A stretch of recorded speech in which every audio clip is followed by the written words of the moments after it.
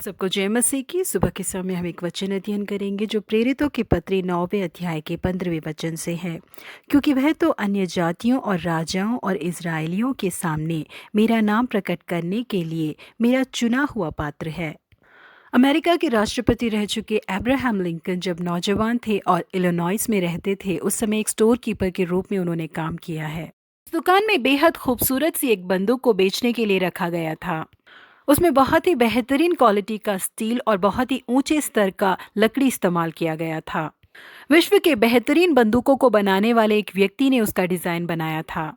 उस बंदूक की इतनी बेहतरीन होने के बावजूद उसकी कीमत बहुत ज्यादा नहीं थी। उस खूबसूरत दिखने वाली बंदूक के बगल में और बहुत सारी बंदूकों को भी रखा गया था। वो गिलहरियों को मारने के लिए इस्तेमाल किए जाने वाले साधारण से बंदूक थे। इन साधारण से दिखने वाली लंबे बंदूकों को साधारण लोहे और साधारण लकड़ियों से ही बनाया गया था, लेकिन इनकी कीमत बेहद ज्यादा थी। अपने लिए एक नई बंदूक को खरीदने के लिए एक ग्राहक उस दुकान में आके पहुंचे। बहुत खूबसूरत दिखने वाली उस बंदूक को देखकर उस व्यक्ति को लगा मुझे इसे खरीद कर जाना चाहिए। लेकिन जैसे ही उस व्यक्ति ने आगे जाकर उसके दाम को देखा तो वो बहुत ही उलझन में पड़ गया। वहां पर स्टोर कीपर के रूप में जो अब्राहम लिंकन मौजूद थे, उनसे जाकर उस ग्राहक ने पूछा कि इतने बेहतरीन बंदूक को आप इतने कम दाम में क्यों बेच रहे हैं। लिंकन ने उनसे कहा कि जो बंदूक कम दाम में बेची जाती है उसे ऐसे ही बनाया जाता है कि केवल उसे घर में सजावट के लिए रखी जाए। इस बंदूक से आप शिकार नहीं कर सकते, लेकिन उस लंबी बंदूक से आप शिकार कर सकते हैं करके कहा। इसलिए वो ग्राहक उस दुकान में जो लंबी बंदूक थी उसे दाम देकर खरीद कर लेके गए। थोड़ी देर में एक अमीर व्यापारी अपने खेत घर को सजाने के लिए उस दुकान में पहुंचे। वो एक खूबसूरत सी बंदूक को खरीद कर वहां से जाना चाहते थे। अब्राहम लिंकन की दुकान में जो फैंसी बंदूक रखा हुआ था वो उनकी जरूरत के हिसाब से बनी थी।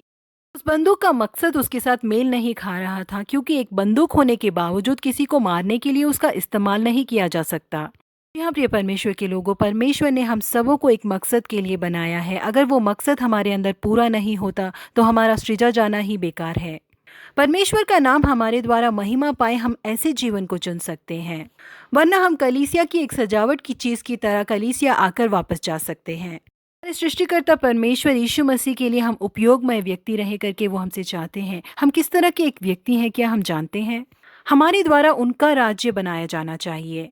प्रेरित पौलुस को परमेश्वर ने तभी चुन लिया था जब वो उनकी माँ के गर्भ में थे, लेकिन वो परमेश्वर ने उन्हें किस मकसद के लिए सृजा है करके जाने बिना परमेश्वर के विरोध में और परमेश्वर के लिए नालायक की तरह जीते रहे। शाऊल नाम का पौलुस अन्य जातियों और राजाओं और इज़राइलियों के सामने उनके नाम को प्रकट करने के लिए उनके द्वारा चुना गया एक पात्र है करके परमेश्वर ने अपनी इच्छा को उन पर जताया।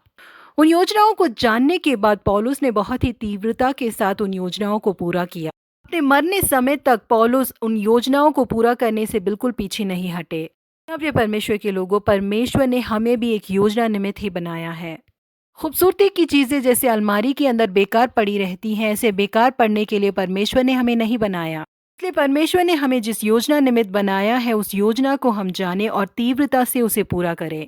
परमेश्वर की राज्य की स्थापना हम करें, जिसके द्वारा परमेश्वर के नाम की महिमा हो। प्रभु आप सबों को आशीषित करे। Have a blessed day.